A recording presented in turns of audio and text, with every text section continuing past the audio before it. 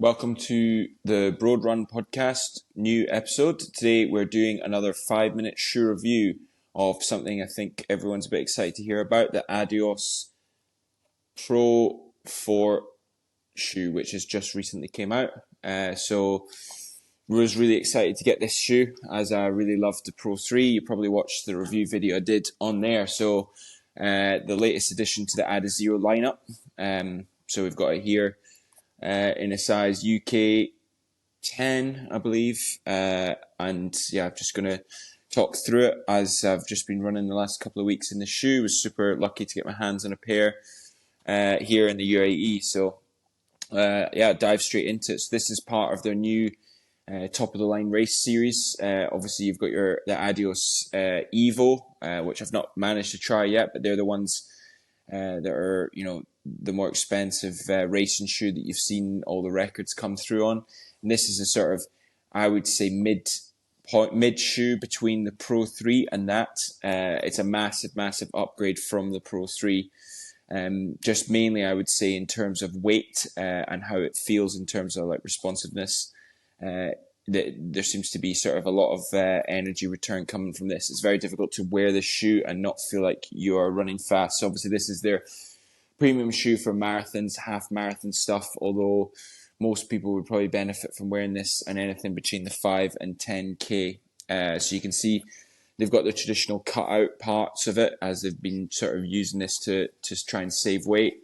You can see the big cut-out parts in the front of the shoe as well. So this is a 39mm heel, as you can see printed on the back, so within the legal limit for the shoes, so legal for running races and triathlons should anyone decide that they're going to go break a world record, with a 6mm drop. So this is one thing I wanted to note, that this is like a bit less than normal, so 33mm forefoot, which means that there's only a 6mm drop. Now for those people who suffer from like shin splints and sort of calf issues, generally we say that anyone's with a bigger heel to toe drop, say 8mm or more, is better. So that's something that you might want to look out for, but it's just a little note. And to be honest, I've not experienced any issues. The upper material is definitely a lot lighter, a lot more breathable than the other, and they've obviously gone for this classic three stripe look, which is just obviously pretty cool. Which will hopefully match all their new stuff that's coming out. And they've gone for their traditional Continental rubber grip, which I've not really tried these on other varying surfaces, wet surfaces or anything. I have done a 5k easy run, a tempo session, and I raced the T100 triathlon in the weekend at them. Obviously that was dry, as it's here in Dubai, so I can't really say what it's like in the wet, but had no issues on the grip on any of the carpet sections or any of the marble sections, so that was good. Light and responsive on any of the uphills we did. So one of the main sort of things that I would note is the weight. So it's 204 grams for this particular shoe. Means it's a good bit lighter than the Pro 3, around 30 grams, which makes a big difference, especially if you're running over like marathon distance.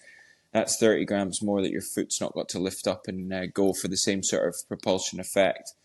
As you can see, it's got their new and improved Energy Rods 2.0, which I think are the few of the shoes I've had recently. So, you're still getting that carbon fiber sort of return, different to the Nike shoes, etc. New Balance shoes where they've got the plate.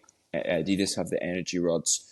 So, yeah, I would say one of the complaints that people have had so far is this heel.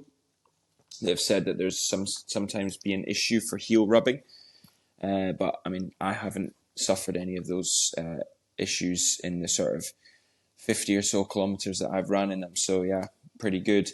These are coming in around the $250 value mark, which is the same as pretty much all super shoes. Obviously, they've came out for retail in the UAE only 4 or 5 days ago. So I mean, to get your hands on them is pretty rare. I know that they're coming out with a little red colorway, which will be pretty nice. But just if you can get your hands on, I'd definitely say this has been my shoe of the year so far, and really enjoying them. So I'm interested to see what you think, especially on the colorway, because everyone seems to be really, really loving that. So Yeah, to talk downsides, I think the only downside I would say is very much like the Prime X, where it's got that soft foam at the back on a couple of the corners for the tight turns. You do sort of feel that. But if you're a mid to 4 foot runner, I wouldn't really worry too much about it, especially if you're running a traditional running race where you're just going in a straight line. So I wouldn't say that that's a real issue, but just if there was going to be one note, but definitely try and get your hands on these. There's been a 5-minute shoe review, obviously quick overview of the shoe and whether I give my recommendation or not. So definitely give my recommendation for this one. Excited to try out the new Evo SL when it comes out, which will be their new iteration of the Adizero, but the mileage shoe. So yeah, let me know what you think, and I'll see you on the next one.